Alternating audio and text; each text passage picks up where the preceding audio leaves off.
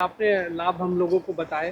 तो सर हम सारे लोग जिज्ञासा बस जानना चाहते हैं सर्वप्रथम इसको कैसे बनाएं, क्या क्या सावधानियां बरतनी चाहिए इसमें, और ज़्यादा से ज़्यादा हम इससे कैसे लाभ ले सकते हैं। चलो देखो, आप एक जंगल होता है, मैंने कहा कि जिस खेत में मैं खेती करता हूँ वहाँ पेस्टिसाइड डाले हैं। गांव में कुछ ऐसे प्लेस हैं, मरघट है, शमशान घाट है, पीपल के पेड़ में चुड़ैल रहती है, कुछ प्लेस मिल जाते हैं 2-4-10 किलोमीटर पर ऐसे कि ये कई सारे पेड़ हैं, झाड़ी जंखाड़ उगे हैं और वहाँ कोई जाता नहीं, ऑलमोस्ट नहीं जाता। तो वहाँ पर बहुत सारा मलबा पेड़ों का पड़ा रहता है, घास फूस तना फल पत्ती सड़ता रहता है, बजबजाता रहता है, वो जंगल ही है। तो वहाँ पर जाएंगे तो पेड़ों के नीचे जो इतना मोटा काले रंग का पदार्थ यानी फल तना पत्ती जो सड़ा गला पड़ा, उसको एक किनारे करो। उसके नीचे आप देखोगे 1 अंगुल 2 अंगुल 3 अंगुल बिल्कुल भुरभुरी मिट्टी है, ब्लैक कलर की। वहाँ से 10 किलो बटोर लो एक तसले में, इस ड्रम में डाल दो। वहाँ से मैं क्या लाया हूँ? वहाँ से लाया हूँ धरती में रहने वाले नाना प्रकार के माइक्रो ऑर्गेनिज्म, वो लाया हूँ जो मेरे खेत में नहीं थे। ठीक, उसको एक ड्रम में डाल दिया। अब किसान को ये तय करना होता है कि तुझे कितना लिक्विड चाहिए, चूंकि ये 20 लीटर 1 एकड़ के लिए पर्याप्त है। ठीक है, अब एक किसान के पास 5 एकड़ जमीन है तो वो 100 लीटर पर्याप्त है, लेकिन वो बनाएगा 110 लीटर। 110 लीटर पानी भरेगा। पानी इसलिए ज़्यादा भरवा रहा हूँ क्योंकि कुछ पानी तो इवेपोरेट भी हो जाएगा। लास्ट में 100 लीटर के बाद 2 लीटर 1.5 लीटर 3 लीटर प्लस बना रहे, और अगर 20 लीटर पानी इवेपोरेट हो जाए तो वो 18 लीटर डाल दे 1 एकड़ में। तो इस हुआ क्या कि जब मैंने 100 लीटर पानी भरा और वो 10 किलो मिट्टी डाली, अब इस 10 किलो मिट्टी में जो सूक्ष्म जीवाणु नाना प्रकार के थे, इनको मल्टीप्लाई होने के लिए शुगर चाहिए। जीवाणुओं का भोजन क्या है? शुगर। अब जैसे जीवामृत में बहुत सारे लोग कहते हैं बेसन डाल दो, तो बेसन जब तक शुगर के फॉर्म में नहीं कन्वर्ट होगा तब तक वो बैक्टीरिया के किसी काम का नहीं है। चूंकि बेसन का आटे का पार्टिकल माइक्रो है, बैक्टीरिया माइक्रो है, और माइक्रो बैक्टीरिया माइक्रो जितने भी माइक्रोब्स हैं वो नैनो पार्टिकल में चीज़ों को लेंगे।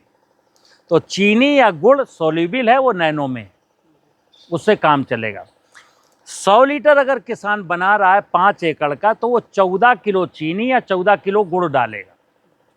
अगर 10 एकड़ का किसान है 200 लीटर बनाना चाहता तो वो सीधे 28 किलो चीनी या 28 किलो गुड़ डालेगा। डेली इस प्रकार का एक पंजा बनवा लेगा, इस प्रकार का, और डेली एक बार 2 मिनट के लिए उसको ऐसे ऐसे चला देगा। चलाना इसलिए है ताकि नीचे का पानी ऊपर, ऊपर का पानी नीचे, यानी पानी में जो ऑक्सीजन की वैल्यू थी वो बढ़ जाए। क्योंकि माइक्रोब्स, ये जो अनएरोबिक माइक्रोब्स हैं, इनको भी ऑक्सीजन की तो ज़रूरत है, लेकिन ये पानी की ऑक्सीजन से काम चलाते हैं। ठीक है, जब मैं इस पानी को ऐसे उलझार देता हूँ तो हर रोज़ इसमें ऑक्सीजन का लेवल बढ़ जाएगा, तो बैक्टीरिया को कोई परेशानी नहीं है। अब सुनना, अगर कोई 10 किलो मिट्टी लाया और 200 लीटर बनाया तो एक, अब जैसे लोग पूछते कितने दिन में बन जाएगा, तो कोई श्योरिटी मैं ऐसे नहीं कह सकता हूँ। ये डिपेंड करेगा कि जहाँ से मिट्टी लाए वो उस मिट्टी में नंबर ऑफ माइक्रोब्स कितनी थी। अगर वहाँ 10 की पावर 7 है तो जल्दी बनेगा, 10 की पावर 4 है तो कुछ टाइम ज़्यादा लगेगा, 10 की पावर 2 है, हमको तो 10 की पावर 9 चाहिए, राइट। तो 25 दिन में बन सकता है, 35 दिन में। अब आप किसान कहेगा साहब क्या पहचान है?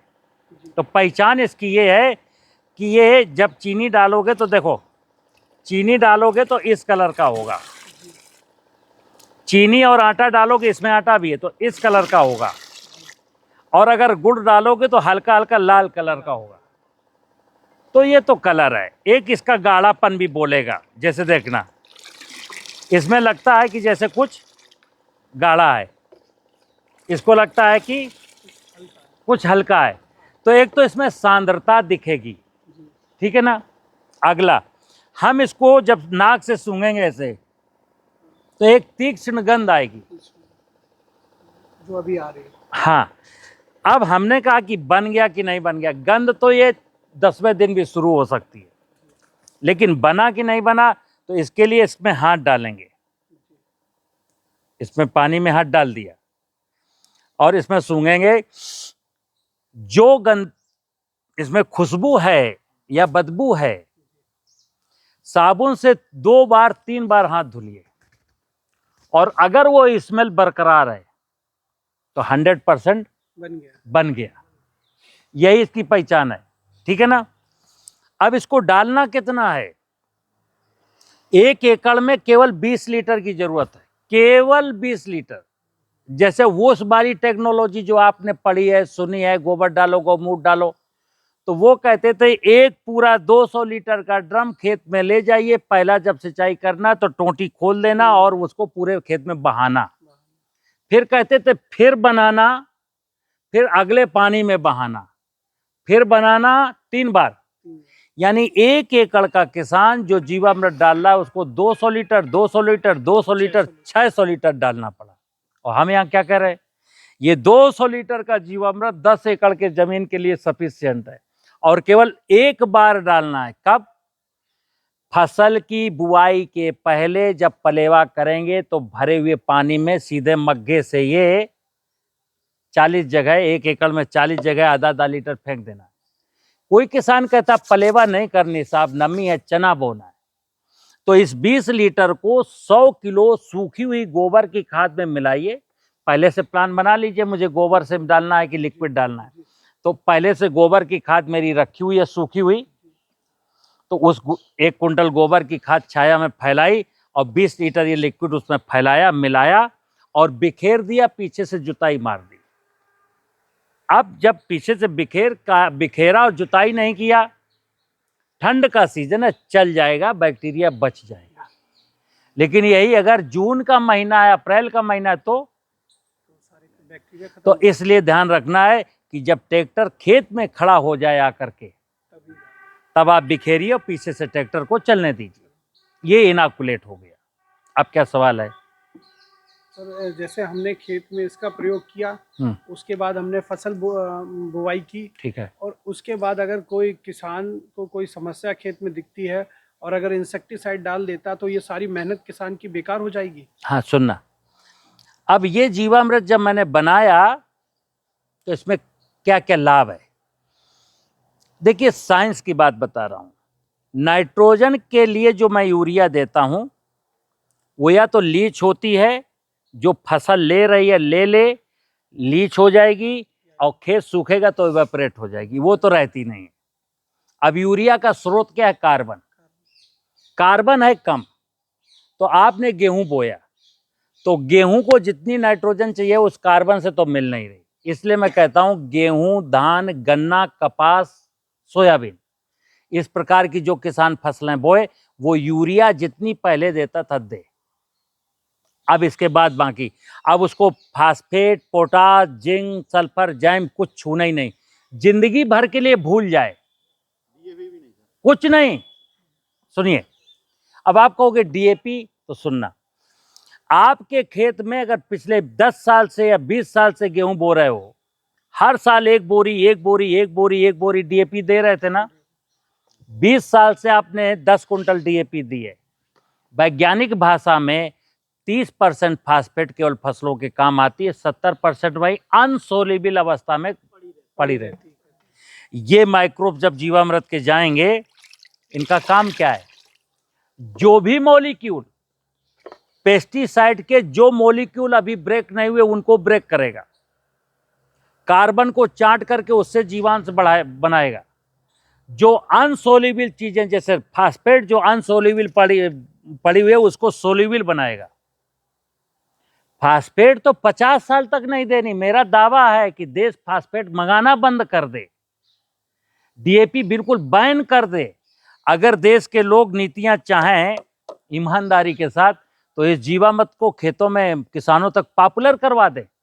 भगवान का समझो 3 लाख करोड़ का जो है जो फर्टिलाइजर आता है ना, जरूरत ही नहीं किसान को। एक साइंस है ना यार, जब हम कहते हैं कि फास्फेट वहां पड़ा है अनसोल्युबल, तो उसको कैसे सोल्युबल बनाना, वहां जाओ ना, बार बार क्यों डालते हो? और बोल, यूरिया चना में, मटर में, मसूर में, सरसों में जो कम फीडिंग की क्रॉप है वहां कुछ भी नहीं डालना, लेकिन जो हैवी फीडिंग क्रॉप है उसमें यूरिया डालना है, क्योंकि यूरिया नहीं जाएगी तो वेजिटेटिव ग्रोथ नहीं होगी। जब वेजिटेटिव ग्रोथ कमजोर रह जाएगी तो फोटोसिंथेसिस का प्रोसेस स्लो हो जाएगा, फिर उपज कम हो जाएगी। जैसे सर ये मिर्च में कोकड़ा लगता है, तो मिर्च कोकड़ा जाती है, उसके लिए अगर अभी मैंने सुनाया बरसात के सीजन में अगर डाल दिया आपने और अक्टूबर में मिर्च लगाओगे तो कुकरा नहीं आएगा, समझना बात को। हमने कहा कि जो समस्याएं आ चुकी उनका कोई निदान नहीं है, लेकिन अगर पहले से बरसात के सीजन में मैं तैयारी करके रखा हूं कि बरसात में जीवामृत डाल दिया हूं तो कोई समस्या नहीं आएगी। आलू में सर जैसे चेचक आता है, सॉइल मॉइस्चर, वो भी नहीं आएगा। आलू में मैं तो आगरा में डीडी था, तो जब अभी भी आगरा के बड़े बड़े किसान 200-200 एकड़ वाले यहाँ से जीवामृत 50-50, 100-100 लीटर ले गए हैं और उनकी खेतों में कोई बीमारी आनी नहीं है। आप समझिए बात को, ये हम नहीं कह रहे, ये तो सिंपल सा सूत्र है। जंगल में कोई बीमारी देखी है किसी भी वनस्पति? जंगल में कोई कीड़ा देखा है? जंगल में कोई पानी लगाता है? जंगल में कोई फर्टिलाइजर डालता है? और चलिए मेरे साथ अभी जंगल में पूरी फुल हरियाली है, कंप्लीट हरियाली, पूरा जंगल हरा भरा है। कारण क्या है? ह्यूमस की मात्रा 2%, 3% है। और अभी तो मैं कह रहा हूं अपने खेत में 1% कर दीजिए, अभी तो 0.3 है। धरती लुट चुकी, वाटर होल्डिंग कैपेसिटी खत्म हो चुकी, जीवाणु बचे नहीं, इसलिए मंडी चल रही है। सिंपल सा, और किसी का कोई प्रश्न? आटा कितने मिलाओगे बनाने? अब आप सुनना मेरी बात, ये पढ़े लिखे हैं, आप कर्मचारी हो ना। आटे का मैंने जिक्र किया, वो मन में भरा हुआ है ना। अब पूछो गौमूत्र कितना मिलाएंगे, पूछो, अभी मैं बता चुका हूं, फिर अगला कहेगा नहीं सब गोबर कितना मिलाएंगे। मैंने जितनी बात बोली, मिट्टी, पानी और चीनी, मिट्टी, पानी और चीनी, मिट्टी, पानी और गुड़, कहानी खत्म। अभी तो मैंने बोला कि माइक्रोब्स को नैनो फार्म में चाहिए शुगर, उसको माइक्रो फार्म में नहीं चाहिए, माइक्रो फार्म में ले ही नहीं पाएगा। ठीक है ना? धन्यवाद।